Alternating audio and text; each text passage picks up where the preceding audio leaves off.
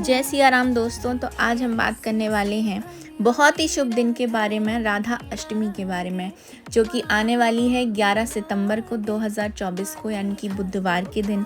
और इस दिन पर एक नहीं बहुत सारे शुभ योगों का निर्माण हो रहा है, बहुत सारे त्यौहार भी हैं इस दिन पर। आइए जानते हैं इन्हीं के बारे में।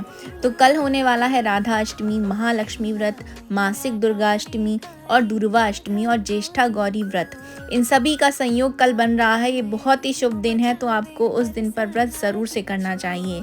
तो अभी हम इस वीडियो में बात करेंगे राधा अष्टमी के बारे में कि मुहूर्त क्या रहने वाला है, पूजा विधि किस प्रकार रहेगी और राधा व्रत की महिमा क्या है और राधा अष्टमी की महिमा क्या है, इनका महत्व क्या है। तो चलिए ज़्यादा देर नहीं करते हैं, कर लेते हैं टॉपिक को स्टार्ट। दोस्तों, सनातन धर्म में राधा अष्टमी के त्यौहार का बहुत ही महत्वपूर्ण स्थान होता है।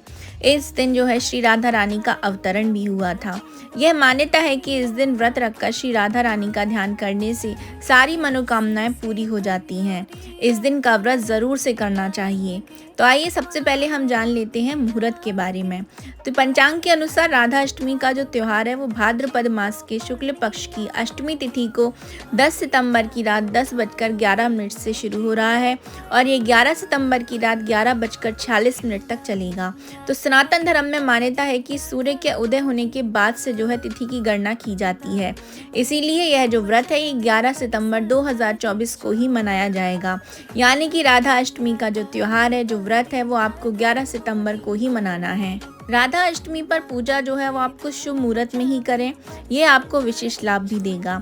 आप सुबह 11:03 से लेकर के दोपहर के 1:32 के बीच में कभी भी पूजा कर सकते हैं। राधा अष्टमी के दिन श्री राधा रानी की विधि पूर्वक पूजा अर्चना करनी चाहिए।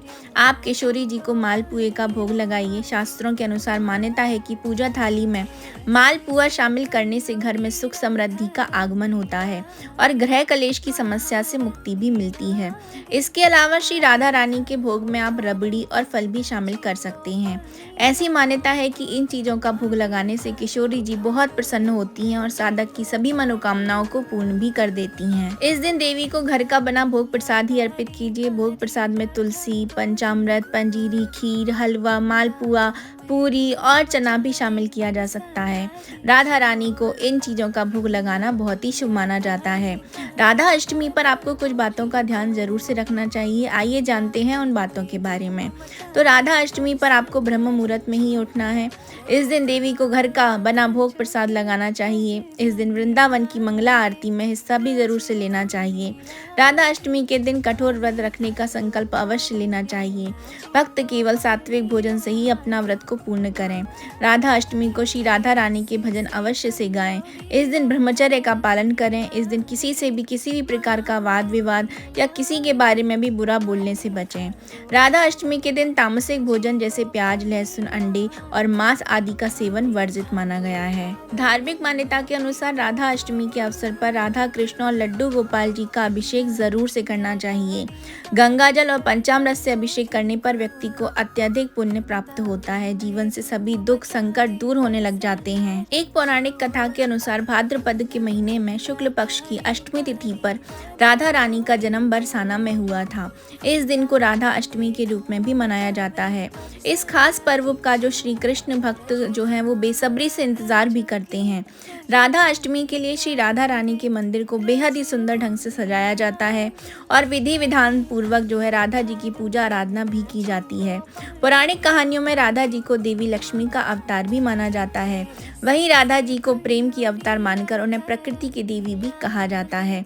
ऐसी भी मान्यता है कि जो लोग जन्माष्टमी का व्रत करते हैं उनको राधा अष्टमी का व्रत जरूर से करना चाहिए, तभी उनको जन्माष्टमी के व्रत का पूर्ण फल प्राप्त होता है। कृष्ण जन्माष्टमी के 16वें दिन भाद्रपद मास की शुक्ल पक्ष की अष्टमी को राधा अष्टमी का व्रत किया जाता है।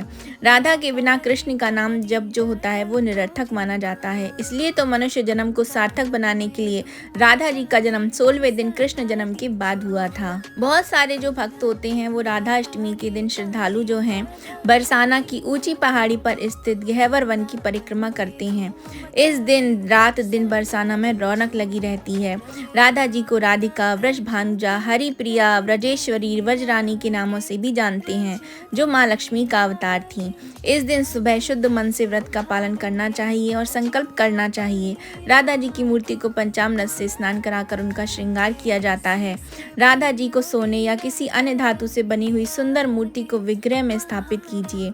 दोपहर के समय श्रद्धा और भक्ति के साथ राधा जी की आराधना की जाती है।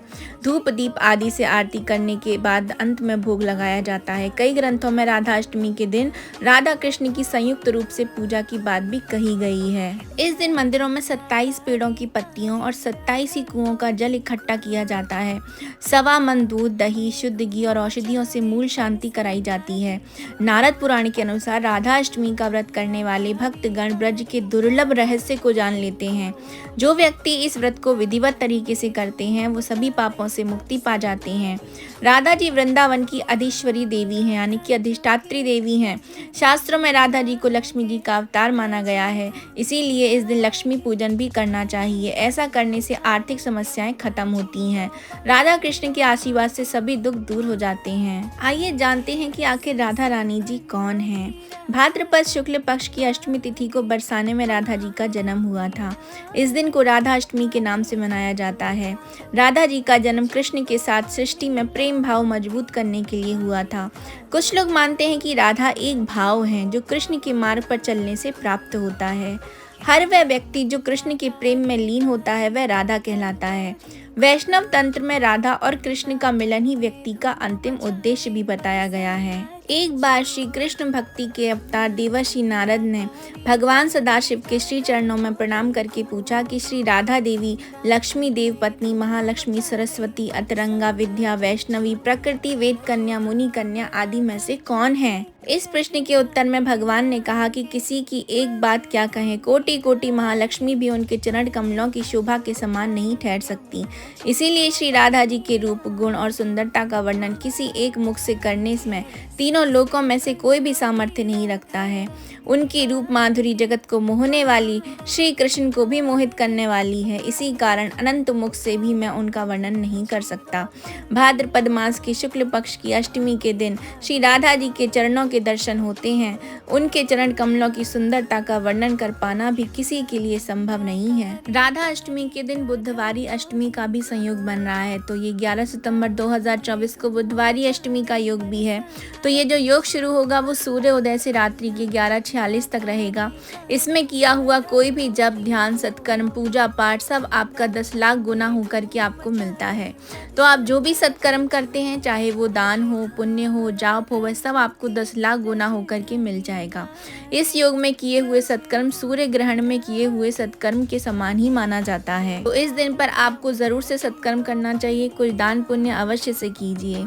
तो राधा अष्टमी के दिन आपको कुछ उपाय भी कर लेने हैं। तो वो उपाय कुछ इस प्रकार हैं कि राधा अष्टमी के दिन राधा रानी और भगवान श्री कृष्ण की संयुक्त पूजा कीजिए, उनको खीर का भोग अर्पित कीजिए। ऐसा करने से मनोकामनाओं की पूर्ति होती है, प्रेम की प्राप्ति होती है। राधा अष्टमी के दिन राधा रानी को गुलाबी वस्त्र अर्पित करें। राधा वल्लभाय नमः मंत्र का जाप 11 बार करें। ऐसा करने से करियर और कारोबार में लाभ होता है, सफलता के भी प्रबल योग बनने लग जाते हैं। राधा अष्टमी के दिन दान का भी विशेष महत्व होता है। इस दिन तिल, उड़द की दाल, काले वस्त्र, लोहे का दान करना शुभ माना जाता है। जो कुमारी कन्याएं हैं श्रृंगार सामग्री का दान कर सकती हैं। ऐसा करने से उनको मनचाहा वर मिलता है और सुख समृद्धि भी बढ़ती है। राधा रानी की राधा अष्टमी पर पूजा करने से जो वैवाहिक जीवन की समस्याएं भी होती हैं वो भी पूरी तरह से समाप्त हो जाती हैं। राधा अष्टमी का जो व्रत है ये बड़े से बड़े किए हुए पापों को भी नाश कर देता है। दूर्वा अष्टमी के व्रत से जो है कुल की वृद्धि होती है। वहीं महालक्ष्मी के व्रत से लक्ष्मी जी का आगमन होता है। और ज्येष्ठा गौरी पूजन जो है सौभाग्य और धन संपत्ति की प्राप्ति करवाता है। तो केवल कल आपको व्रत रखने से इतने सारे लाभ जो है आप वो प्राप्त कर सकते हैं। तो आइए अब जानते हैं राधा अष्टमी की महिमा के बारे में। तो भाद्रपद के कृष्ण पक्ष की अष्टमी को कृष्ण जन्माष्टमी मनाते हैं, तो वैसे ही भाद्रपद में ही शुक्ल पक्ष की अष्टमी को राधा अष्टमी मनाई जाती है। पद्म पुराण में राधा अष्टमी की अद्भुत महिमा का वर्णन है।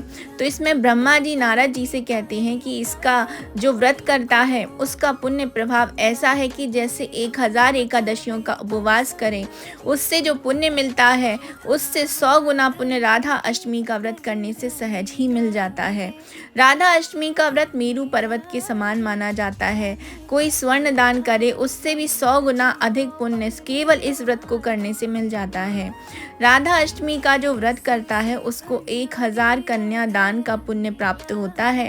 राधा अष्टमी का व्रत करने से जो है गंगा आदि तीर्थों में स्नान का महज लाभ तो आपको सहज ही मिल जाता है। ऐसा भी मान्यता कही गई है कि यदि कोई व्यक्ति गलती से भी है व्रत कर लेता है तो उसके परिवार के साथ उसके सदस्यों के साथ वह बैकुंठ को जाता है।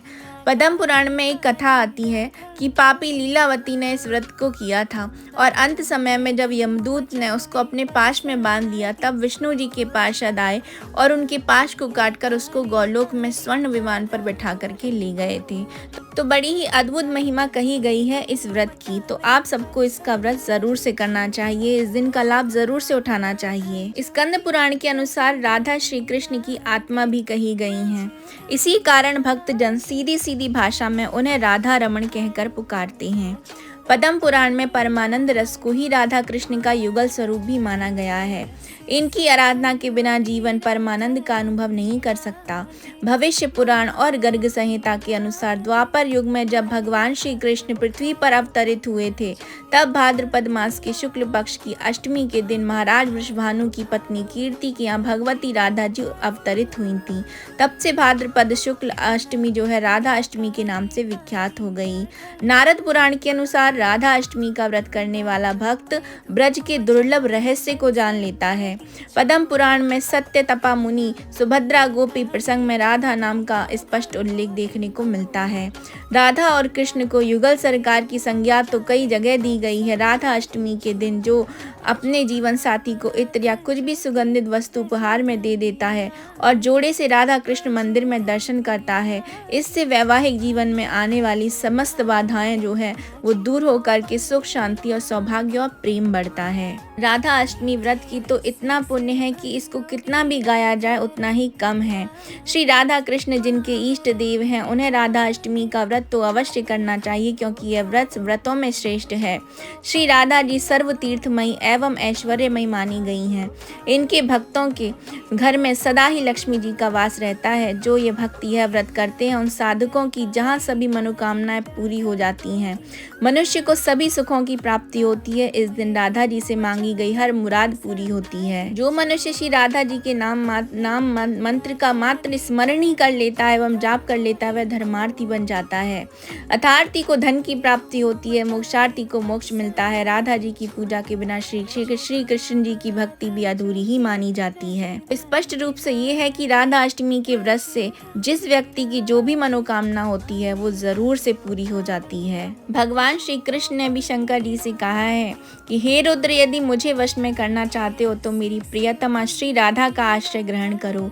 इसी तरह श्री राधा को प्रसन्न करने के लिए श्री कृष्ण की आराधना करनी चाहिए। राधा जी स्वयं माता लक्ष्मी का स्वरूप कही गई हैं। यदि आप इनके व्रत और इनकी पूजन करते हो तो ऐसा कहते हैं कि आपके घर में कभी भी धन धान्य की कमी नहीं रहती है। तो ये थी मेरी छोटी सी इन्फॉर्मेशन राधा अष्टमी व्रत के बारे में। ये आप सबको कैसे लगी है कमेंट बॉक्स में जरूर से बताइएगा।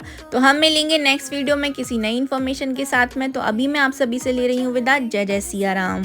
राधा अष्टमी व्रत की कथा मैं नीचे डिस्क्रिप्शन बॉक्स में दे रही हूँ।